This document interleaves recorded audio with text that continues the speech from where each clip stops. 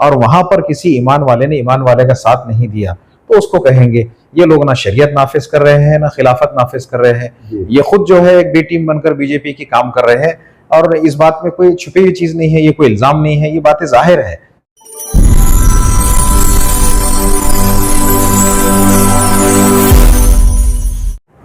Hello दोस्तों, आप देख रहे हैं NTN न्यूज़। मैं हूं समयुद्दीन चिश्ती। खास मुलाकात में आज हमारे साथ मौजूद है डॉक्टर शोएब हाशमी साहब। उनसे हम बात करेंगे शहर के डेवलपमेंट के बारे में, शहर की राजनीति के बारे में और भी जो उनके एक्टिविटीज है उस ताल्लुक से। आइए उनसे बात करते हैं। औरंगाबाद से मुस्लिम लीडरशिप क्यों खत्म होती जा रही है, क्या वजह है? मेरे ख्याल से हमारे शहर में बहुत सालों से मुस्लिम लीडरशिप डेवलप ही नहीं हुई है। मुस्लिम लीडरशिप का मतलब ये होता है कि जो सरकार स्टेट में है उस सरकार के नुमाइंदगी के लिए हमारे शहर से कोई MLA या MP होना चाहिए, जो मेरे ख्याल से 2000 शायद 1988 में अमानुल्लाह मोतीवाला साहब का जो इंतकाल हुआ, उससे पहले जो है अब्दुल अजीम साहब थे और उससे पहले काजी सलीम साहब रहे, उसके पहले डॉक्टर रफीक ज़करिया रहे। उसके बाद से एक बहुत लंबा गैप हुआ है जिसकी हमें बहुत ज़्यादा सख्त ज़रूरत है जी। पर अभी बीच में ऐसा अपना एक नुमाइंदे थे, माना जा रहा था कि इम्तियाज जलील साहब को कि वो डेवलपमेंट करेंगे, पर कहीं ना कहीं वो नजर नहीं आया। आपको क्या लगता है? हाँ, साल दिए शहर ने उन्हें। मैंने कहा आपसे कि नुमाइंदगी जो होती है वो सरकार में जो सिटिंग गवर्नमेंट है उस गवर्नमेंट में आप MLA हो, मिनिस्टर हो या MP हो, जहां आपकी आवाज उठाई जाती है। जैसे आपने देखा कुछ दिन पहले के असेंबली के बाहर सीढ़ियों पर 2 MLAs बैठे थे बोर्ड लेकर के, धुलिया और मालेगांव के, है ना, देखा है आपने? जी हाँ, तो नुमाइंदे को चुनकर दिया जाता है, असेंबली पहुंचाया जाता है कि असेंबली में आवाज उठाए, वहां के स्पीकर से बात करे, वहां के अध्यक्ष से बात करे, मिनिस्ट्री से बात करे, मुख्यमंत्री से बात करे और अपने मसाइल को बोलकर हल करे, ना कि बाहर की सीढ़ियों पर बैठकर बोर्ड लेकर बैठे। आपने देखा कि कितना इंसल्टिंग था कि वो लोग बाहर बैठे और उनके सामने चीफ मिनिस्टर खड़ा हुआ है, एक पैर एक सीढ़ी पर, दूसरा दूसरी सीढ़ी पर। मुझे बहुत अफसोस हुआ कि इस तरह के नुमाइंदे चुनकर जा रहे हैं जो असेंबली जाकर भी सीढ़ियों पर बैठते हैं। हमें ऐसे नुमाइंदे चाहिए जो वहां आंख में आंख डालकर बात करके हमारी चीजों को मनवाए, सिर्फ बात करने वाला नहीं चाहिए। पर सबसे मेन मसला शहर का देखा जाए तो पानी प्रश्न आज भी जैसे का वैसी ही है, तो ये कब छूटेगा और इसके लिए क्या ठोस इकदाम करना चाहिए? पानी को लेकर के बहुत सारे मसाइल हमारे शहर में कई 8-10 साल से चल रहे हैं। तो इसको लेकर जो हमने पहले वाली सियासत में जो गुफ्तगू सुनी थी उसमें यह था कि कोई बीजेपी का कोई MP इंटरेस्टेड था, उनकी कोई एजेंसी थी, तो उसकी वजह से काफ़ी लेट हुआ। उसके बाद जैसे आपने कहा कि 10 साल जो नुमाइंदगी दी औरंगाबाद शहर ने, उन्होंने भी इसके लिए कोई काम नहीं किया, कोई हिकमत अमली से काम नहीं लिया, उसका कोई परसुएशन नहीं किया, उसकी वजह से आज तक लोग परेशान हैं। बहरहाल मैंने यहाँ के जो ब्यूरोक्रेसी के जो जिम्मेदार लोग हैं उनसे गुफ्तगू किया हूँ 1 महीना पहले तफसील से। इंशाल्लाह ये मसला बहुत जल्द हो जाएगा, हल हो जाएगा और इस पर काम जोरों शोर से चालू है। मुझे उम्मीद है कि आने वाला साल जो रहेगा उस वक्त औरंगाबाद में पानी के मसाइल इंशाल्लाह नहीं रहेंगे। आप उद्धव साहब की पार्टी में प्रवेश किया है, काम कर रहे हैं, पर उद्धव साहब ने अभी औरंगाबाद में आकर ये कहा कि एयरपोर्ट से अभी तक औरंगाबाद का नाम क्यों नहीं हटाया गया, इसको कैसा देखते हैं? देखिए, मैंने बहुत सारे इंटरव्यूज में और अपनी जो एक स्पीच हुई है मुस्लिम नुमाइंदा काउंसिल ने एक जो प्रोग्राम ऑर्गेनाइज किया था, मैंने ज़ाती तौर पे कहा हूँ कि औरंगाबाद शहर एक तारीखी शहर है, इस शहर से मुझे बहुत मोहब्बत है, इस नाम से मुझे लगाव है। तो ये एक जज्बाती मामला है, ये जो है मजहबी मामला नहीं है जी, ठीक है। और इससे पहले उद्धव ठाकरे साहब 2.5 साल के जब चीफ मिनिस्टर थे उस वक्त में औरंगाबाद से कोई वक्त उद्धव साहब के पास जाकर ये नुमाइंदगी नहीं कर पाया कि हम इस शहर का नाम तब्दील नहीं करना चाहते। ये हमारे लोगों की गलती है कि वो उन तक नहीं पहुंचे। उस वक्त का जो यहाँ का सिटिंग MP रहा है उनका ये काम था कि वो उद्धव साहब के पास बॉम्बे जाते, यहाँ से बॉम्बे 4000 रुपये का टिकट है फ्लाइट का, बहुत बार आना जाना होता है। और नहीं तो यहाँ पर भी हमारे पास अधिवेशन हुए हैं 2 साल, तो यहाँ पर कुछ लोगों के साथ वो वहाँ उस वक्त के मुख्यमंत्री से मिलकर ये बात कहते कि इसके साथ हमारे जज्बाती लगाव है और जुड़ा हुआ है और इस शहर का नाम हम तब्दील नहीं करना चाहते हैं और ये हमारी ख्वाहिश है।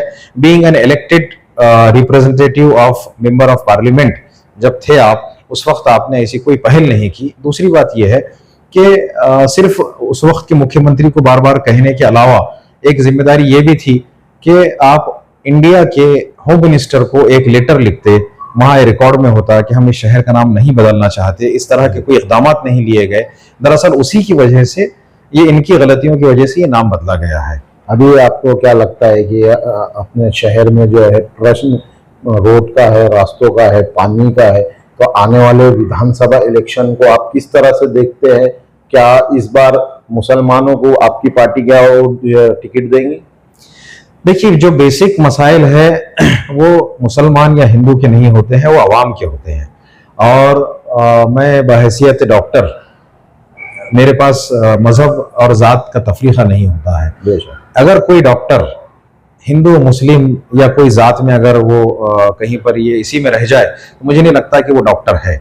और उसके आगे मैं कहता हूं कि कोई इंसान भी ऐसा नहीं करना चाहिए कि वो जात और मजहब के तफरीके में पड़े। तो मैं सबसे पहले कहूंगा कि ये काम अवाम का काम है। जाहिर सी बात है, अवाम के बेसिक मसाइल हैं, पानी है, रास्ते हैं, उसके अलावा पढ़ाई है, हेल्थ सर्विसेज है, रोजगार है। तो इन चीजों के बेसिक मुद्दे तो सालों साल से रहे हैं, लोग चिल्लाते पुकारते रहे हैं, लेकिन उस पर काम नहीं करते। क्यों नहीं हल हो पा रहे? क्यों ऐसा लीडर आगे नहीं आ रहा है जो ये अवाम के मसले हल कर सके? मैंने आपसे कहा कि लीडरशिप में हमारे पास जो फुकदान रहा जी, ना समझदार लोग चुनकर आए, ना लोगों ने आने के बाद कोई विजन से काम किया। असल में इस काम के लिए आपके पास में क़ुव्वत इरादी की जरूरत है कि मुझे इन मसाइल को हल करना है। उन मसाइल को हल करने के लिए जो मजबूत स्टेप्स लिए जाते हैं, उन स्टेप्स की बेइंतहा कमी रही, इसलिए हमारे पास लीडरशिप नहीं रही। हमारे पास में ना विजनरी लीडरशिप डेवलप हुई है, ना हमारे पास में ऐसे कोई लीडर्स आए हैं जिनके अंदर कोई काम करने की ख्वाहिश है। इसी वजह से हम पीछे रहे। आपका बोलना ठीक है, पर अभी देखा जाए तो औरंगाबाद शहर में जो है सबसे मेन मसला सभी का है, ये तो जो पानी ये हो, इसको हटकर सबसे मेन है एजुकेशन।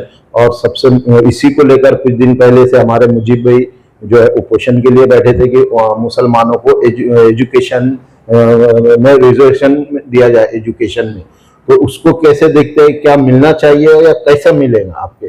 देखिए, मेरा जाती मानना यह है कि जो राहुल गांधी साहब ने कहा है कि जो मर्दमशुमारी होती है, यानी सेंसस जो होता है, वो जात के हिसाब से होना चाहिए, मजहब के हिसाब से होना चाहिए। और हम जितने परसेंटेज में महाराष्ट्र में लोग हैं, हमारी आबादी 12-13% की है, हमको उतनी हिस्सेदारी सिर्फ एजुकेशन नहीं, हमें एजुकेशन में भी, नौकरियों में भी, बैंक के स्कीमात में भी, हर तरीके से, सियासी तौर पर भी, हर तरीके से हमको वो नुमाइंदगी मिलना चाहिए। मैं तो इस हक में हूँ कि हम लोगों को 12-13% का रिजर्वेशन हर जगह मिले। अब जहां तक बात है, और इस पर इंशाल्लाह मैं कोशिश करना चाह रहा हूं। उसके लिए मैंने एक लाहे अमल भी तैयार किया हूं। मैं हमारे शहर के अलावा कोशिश करूंगा कि जहां जहां हमारे ताल्लुकात है, वहां लोगों से मालूमात, उनके साथ बैठे, उनके साथ बात करें, उनको इस बात पर कन्विंस करें, आमादा करें कि हम इस मुहिम को शुरू करेंगे इंशाल्लाह। ये हमारा हक है, हमने इसको लेना ही चाहिए। और रही बात मुजीब खान साहब की, जो आपने कहा कि उन्होंने एजुकेशन में 5% शायद रिजर्वेशन के लिए मांग की थी, और उसके लिए वो जनाब बहुत ही तड़प के साथ और बहुत जज्बे सेक्रीफाइस करते हुए, कुर्बानी के साथ वो बैठे। वो कुछ दिन जो है बॉम्बे में बैठे रहे, उसके बाद वो यूनिवर्सिटी गेट पर रहे। तो मैंने उनसे यहाँ सुबह के वक्त में जाकर मुलाकात भी किया, उनसे बातचीत किया कि उनकी तलब सुनकर मुझे लगा कि उनको साथ देना चाहिए, और बाकी लोगों ने भी देना चाहिए था, लेकिन वहाँ बाकी लोगों ने उनको उस तरह से रिस्पॉन्स नहीं दिया जिस तरह से देना चाहिए था। मैं उनसे मिला, उनसे बात किया, उन्होंने मुझे लेटर शेयर किया कि उन्होंने चीफ मिनिस्टर को लेटर लिखा था, और उनको एक उस पर आश्वासन मिला है कि कुछ दिनों में उस पर जो है अमल दरामद किया है, सोचा जाएगा। तो उसके बाद उन्होंने अपना उपोषण वापस लिया है, और अकॉर्डिंग टू मुजीब खान साहब ये लेटर उन्होंने जो है माइनॉरिटी मिनिस्ट्री को भी फॉरवर्ड किया है। तो शायद वहां से उनको कुछ उम्मीद है। मुझे लगता है कि इस तरह के जज्बे वाले लोगों की हमने कदर करना चाहिए और उनका सपोर्ट करना चाहिए। आने वाले वक्त में देखा जाए लोकसभा इलेक्शन, राज्य विधानसभा इलेक्शन में आप कोई भी इच्छुक है बोल के ऐसा मालूम किया पड़ा है, तो कैसे देखते हैं आप? कौन से लड़ना चाहेंगे आप, मध्य से या पूर्व से, कहाँ से इच्छुक? मैंने आज तक कभी भी किसी भी इंटरव्यू में या किसी के भी सामने ये नहीं कहा हूँ कि मेरी इलेक्शन लड़ने की ख्वाहिश है।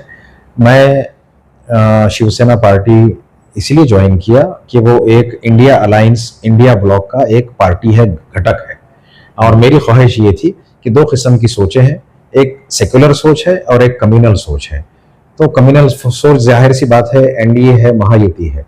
सेक्युलर सोच का जो पार्ट था और उसमें ये था कि हमारे शहर के अंदर ये पार्टी काफ़ी स्ट्रांग है, इसकी काफ़ी अच्छी मजबूत ही यहाँ पकड़ है। और उसके साथ साथ वो मुझे अप्रोच हुए, मैं उद्धव साहब को जाके मिला, उनसे बातचीत किया, मुत्तफिक हुआ। तो मेरी ख्वाहिश थी कि हम लोकसभा में एक्टिव होकर, जिस वक्त में वो पार्टी अपने आप को रीस्टैब्लिश कर रही थी, जब गद्दारी वगैरह हुई उसके बाद वो रीस्टैब्लिश कर रही थी, उस दौर में मैं उनसे मिला और मेरी ख्वाहिश थी कि मैं एक कम्युनल पार्टी के खिलाफ अपनी जो ताकत झोंक सकता हूँ, वो सेकुलर पार्टी को, फोर्सेस को मजबूत करने के लिए मैं उनके साथ जुड़ा और इंशाल्लाह ये काम करता रहूंगा। मैंने मेरी तरफ से कोई टिकट की डिमांड नहीं किया। पर लोकसभा में भी देखा जाए कि आपकी तो वो भी कुछ कॉल्स आए कि आप कौम के साथ गद्दारी कर रहे हो, ऐसा है कुछ? ये सियासत है, ये इलेक्शन है। इलेक्शन में, जमहूरियत में हर इंसान को अपनी आज़ादी है, वो किसी भी पार्टी में हो सकता है। हमारे पास में 6 बड़ी पार्टियां हैं महाराष्ट्र के अंदर, 3 महायुति में है, 3 महाविकास आघाड़ी में है। उसके अलावा समाजवादी भी एक पार्टी है, उसके अलावा आरपीआई है, बीएसपी है, तरह तरह की पार्टियां हैं। उसमें से एक पार्टी एमआईएम भी है। एमआईएम जो पार्टी है वो मुसलमानों के लिए कहती है कि हम इनको लेकर चल रहे हैं, लेकिन ये सियासत है, इसमें हर एक को अपना हक है कि वो कहाँ जाए, किसके साथ रहे, किसके लिए आवाज उठाए, क्या बेहतर लगता है, क्या नहीं लगता है। हाँ, गद्दारी उसको कहते हैं जहां खिलाफत नाफिज करने की बात हो रही थी, शरीयत अगर नाफिज करने की बात हो रही थी और वहां पर किसी ईमान वाले ने ईमान वाले का साथ नहीं दिया, तो उसको कहेंगे ये लोग ना शरीयत नाफिज कर रहे हैं, ना खिलाफत नाफिज कर रहे हैं। ये खुद जो है एक बी टीम बनकर बीजेपी की काम कर रहे हैं और इस बात में कोई छुपी हुई चीज नहीं है, ये कोई इल्जाम नहीं है, ये बातें जाहिर है और साबित है। ये वो खुद भी कहते हैं कि हमको ऐसा कहा जाता है। तो मुझे नहीं लगता कि किसी सियासी पार्टी में किसी का नहीं होना गद्दारी है, ये अपनी अपनी मर्जी है। अगर मैं कल आपसे कहूं कि आप मेरे खिलाफ है तो इसलिए आप गद्दार है, आप ऐसा कैसे होगा? मैं आप तो अपनी मर्जी से चलेंगे ना। घर में 2 भाई होते हैं, दोनों भाई की ख्यालत अलग, मियाँ बीवी है उनकी ख्यालत अलग, माँ बाप की ख्यालत अलग। अभी आपने देखा है कि बाबा सिद्दीकी साहब जो है वो अजीत पवार साहब के साथ में है और उनका बेटा जो है जीशान सिद्दीकी वो कांग्रेस पार्टी से एमएलए है। और तो हर घर में लगा है। नहीं, अलग अलग चीजें हैं, आप गद्दारी नहीं कह सकते। बाप बेटे अलग अलग पार्टी में है। पंकजा मुंडे बीजेपी में है और उनका कजिन ब्रदर अजीत पवार के गुट में है। तो हर जगह ये होता है। इसमें ये मेरे समझ ये नासमझी या बेवकूफी की बातचीत है। आपकी सीट क्यों गिरी खासदार की यहाँ से? देखिए, ये तो आपने देखा है कि जो इलेक्शन हुआ है लोकसभा का, उसके अंदर कहीं कुछ कमियां होती है, कहीं पर मेहनत कम पड़ती है, कहीं पर दूसरा कैंडिडेट ज्यादा मजबूती से उभर कर आता है। उसके ऊपर बहुत सारी बातचीत हुई है, उसका असेसमेंट हुआ है और उसके हिसाब से इंशाल्लाह आने वाले विधानसभा में उन चीजों को दूर करने की हम पूरी कोशिश करेंगे। विधानसभा के महाराष्ट्र में 288 सीट है। आपको क्या लगता है कितने सीट आपकी पार्टी मुसलमानों को देगी? इस पर काफी सीरियस गुफ्तगू चल रही है पार्टी के अंदर, जहां तक मुझे इल्म है और जब मैं बातचीत में रहा हूं, इंशाल्लाह जरूर एक रिस्पेक्टेबल नुमाइंदगी मिलने की उम्मीद है। और हम भी कोशिश करेंगे, बहैसियत डॉक्टर शोएब मैं खुद ये कोशिश करूंगा कि नुमाइंदगी के लिए उनके सामने बात रखूं कि ये होना ही चाहिए। इसमें शिवसेना उद्धव बाला साहेब ठाकरे साहब की पार्टी, कांग्रेस पार्टी और शरद पवार साहब की पार्टी, इन तीनों ने हमको एक रिस्पेक्टेबल नुमाइंदगी देना चाहिए। इसकी मैं पूरी कोशिश में भी ये अलायंस दिखेगा। इंशाल्लाह अलायंस जरूर बाकी रहेगा, अलायंस में ही लड़ा जाएगा और हम पूरी कोशिश करेंगे कि मुस्लिम कम्युनिटी को इसकी नुमाइंदगी 100% मिलना ही चाहिए। मुस्लिम आरक्षण को लेकर के आने वाले विधानसभा में कैसा देखेंगे आप उसके मुद्दे को? मैंने अभी कहा आपसे कि हमारी कोशिश रहेगी, जिसको मैं सपोर्ट करता हूँ, कि मैं सिर्फ एजुकेशन नहीं, मैं चाह रहा हूँ कि एजुकेशन में, जॉब्स में, पुलिस भर्ती में, मिलिट्री में, सियासत में, गवर्नमेंट की स्कीम्स में, हर जगह हमको रिप्रेजेंटेशन मिलना चाहिए। हमारा हक है। आने वाले वक्त में देखने को ये भी मिलेगा कि आप हम सभी की ऐसी सोच है कि आप भी इलेक्शन में उतरो, ऐसी हमारी सोच है। आने वाले वक्त में इंशाल्लाह हम देखते हैं शोएब साहब की राजनीति क्या होती है और आगे और कैसे काम कर सकते हैं शहर के डेवलपमेंट को लेकर, शहर में पानी का प्रश्न को लेकर, मुसलमानों के लिए एजुकेशन को लेकर, उनके रिजर्वेशन को लेकर और सबसे खास बात औरंगाबाद के नाम को लेकर के आपकी क्या भूमिका रहेगी? मैंने नुमाइंदा काउंसिल के प्रोग्राम में भी ये कहा हूँ कि औरंगाबाद का नाम सिर्फ मुसलमानों का मुद्दा नहीं है। औरंगाबाद का नाम औरंगाबाद में रहने वाले लोगों के जज्बाती लगाव का मुद्दा है। मेरी ख्वाहिश रहेगी कि इस शहर के, इस जिले के मैक्सिमम लोग, हर मजहब के लोग इस पर एक प्लेटफॉर्म पर आए। मैं उसके लिए कोशिश करूंगा और एक प्लेटफॉर्म पे आकर के हम सब लोग इंशाल्लाह इसके लिए नुमाइंदगी करेंगे गवर्नमेंट के साथ कि भाई हमको इस नाम से इस तरह मोहब्बत और लगाव है, इसमें आप चेंजेस करने के लिए हमारी ये रिक्वेस्ट है आपसे, और हम इस पर दबाव भी डालेंगे। इस चीज़ की मुझे लगता है यही एक रास्ता है कि सबको मिलकर जाना पड़ेगा। इस मसले का हल टीवी पर कहने से, इंटरव्यू में कहने से, आंदोलन करने से नहीं मिलने वाला है। और मुझे लगता है ये चीज़ कोर्ट में भी मेरे ख्याल से नहीं हो सकता। हाँ, नहीं, सुप्रीम कोर्ट में भी अगर जाते हैं तो मुझे नहीं लगता है कि कोर्ट में इसका कोई सोल्यूशन है।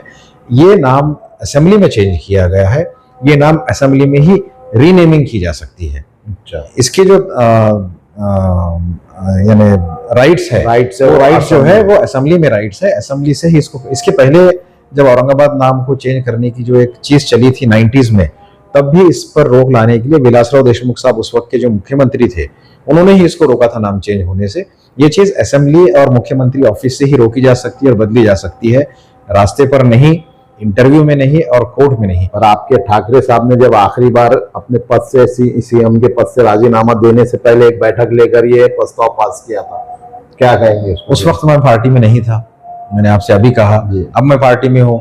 उन्होंने आकर औरंगाबाद में कहा था कि अभी तक औरंगाबाद एयरपोर्ट का नाम चेंज मैं नुमाइंदगी करूंगा इंशाल्लाह, और मेरी आपके माध्यम से, इंटरव्यू के माध्यम से औरंगाबाद के शहरियान से ये अपील है कि हम सब मिलकर एक बार बैठे, बात करें, सर जोड़कर इसके ऊपर सोचे कि हमने इसको कैसे बनाना है, इस बात को कैसे पेश करना है। हम सब साथ मिलकर उनके पास जाएंगे और साथ मिलकर उनसे रिक्वेस्ट करेंगे कि जिस वक्त आपकी सरकार दोबारा आती है तो उसमें हमारी ये ख्वाहिश है शहरियान औरंगाबाद की, मेरी या मुसलमानों की नहीं, शहरियान औरंगाबाद की, इसके अंदर जब तक मैक्सिमम नंबर ऑफ सिटीजन्स नहीं रहेंगे इस शहर के, ये काम मुश्किल है।